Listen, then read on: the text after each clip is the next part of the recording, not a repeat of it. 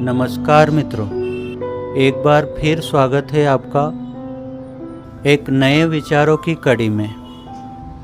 इस जगत में कुछ ऐसे साधारण जीव हैं जो इस दुनिया के लोगों के बर्ताव को समझ नहीं पाते, क्योंकि यहाँ पर कर्मों और व्यवहारों का खेल चलता है। ये कर्म जगत है। यहाँ इच्छाओं का और झूठ साँच का खेल चलता है। यहाँ साँच में झूठ है तो झूठ में साँच भी है। इसीलिए संत कबीर का एक प्रचलित दोहा है कि साँच झूठ का यह संसारा, साँच आत्मा झूठ पसारा। अब साँच झूठ तो अपनी जगह रहेंगे, जब तक जीवन है तब तक रहेंगे। इस बीच में हर इंसान को अपनी जीविका चलाने के लिए संघर्ष करना पड़ता है, ईमानदारी से मेहनत परिश्रम करना पड़ता है। इसीलिए धन संपत्ति की चाह सभी को है, क्या सच्चा क्या झूठा। पर जिसकी नीयत साफ है वो धन संपत्ति को सच्चाई ईमान से ऊपर नहीं समझता। वो ईमानदारी से अपनी परिस्थितियों के अनुसार, ईमान के नियम के अनुसार ही कमाता है। जो समझता है, समझना चाहता है, उसके लिए बात स्पष्ट है कि कौन सी कमाई हमें सच्चा सुख दे सकती है। इसमें एक बात और समझने लायक है। स्वार्थ, कपट, झूठ, निर्दयता, इस प्रकार के सारे अवगुण नास्तिकता वाली सोच से ही जन्म लेते हैं।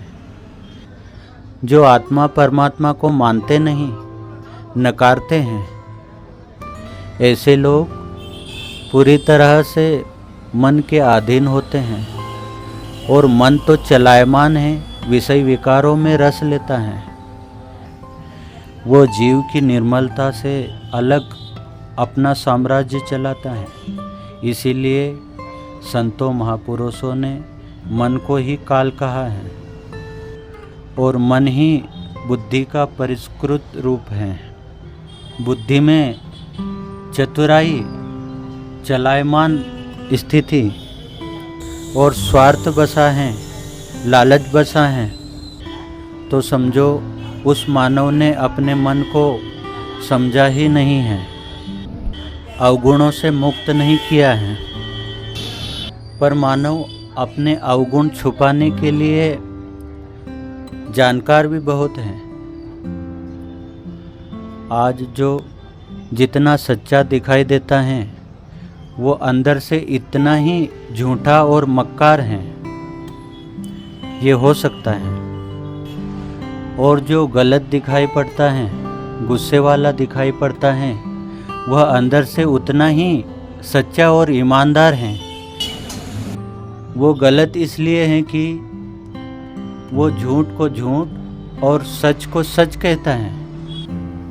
कोई भी बनावटी चेहरा नहीं लगाता और ऐसे लोग ही बदतमीज और नकारा कहलाते हैं, क्योंकि वो बुराई को बर्दाश्त नहीं कर सकते, तुरंत विरोध करते हैं और बुरे बनते रहते हैं। पर कोई भी झूठा मक्कार इंसान ऐसे इंसान को पसंद नहीं करता, क्योंकि सच्चा इंसान एकदम खरा होता है। ज़्यादातर लोग ईमानदार खरे इंसान से दूर रहना चाहते हैं और हर झूठा मक्कार इंसान सीधे सच्चे इंसान से ईर्ष्या करता है। ये अवगुण हर गलत इंसान में मौजूद होता है, बस अपनी चतुराई से उजागर नहीं होने देते। इसीलिए झूठ कपट के राज्य में सबसे खतरनाक, अमानवी, बेरहम दिल और स्वार्थी इंसान कौन होते हैं, ये कबीर साहब से बढ़कर कोई नहीं जान सकते, क्योंकि कबीर ने हर तरह के अवगुणों पर शब्द लिखे हैं, दोहे लिखे हैं, और जो जितना मीठा है वह उतने ही कड़वा है। ये इसलिए कि इंसान के अंदर की जो मूल प्रवृत्ति हैं, नियत हैं, वो मतलबी कपट की हैं, तो वह इंसान अपनी चतुराई से बाहर से बहुत सज्जन और मीठा बन के रहता है, क्योंकि वो स्वार्थी अपने मन के अवगुणों को जानता नहीं, और ईमानदार किसी तरह का बनावटी दिखावा नहीं करता, वह अपने मूल स्वभाव में ही रहता है।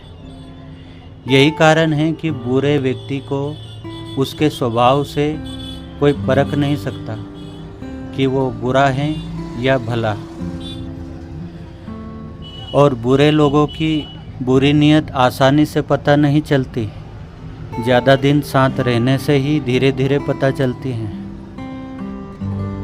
ऐसे में अगर हमारी नीयत शुद्ध है तो बुरा इंसान हमें जल्दी ही पहचान लेता है कि ये मेरे जैसा है या नहीं। इसी तरह के लोगों के साथ हमारा जीवन अशांति भरा, तनावपूर्ण हो जाता है। वह हमारी मजबूरियों को लेकर, झूठ और स्वार्थ की कामयाबी को लेकर हमें विचलित करता है, और वो अपने जैसा बनाने की कोशिश करता है। और दुनिया में कितने ही ऐसे लोग हैं जो बुरे लोगों से प्रभावित हुए हैं और झूठ के रास्ते चलने पर मजबूर हुए हैं, और जो पक्के हैं हर परिस्थितियों में सोच नहीं बदलते, झूठ से समझौता नहीं करते।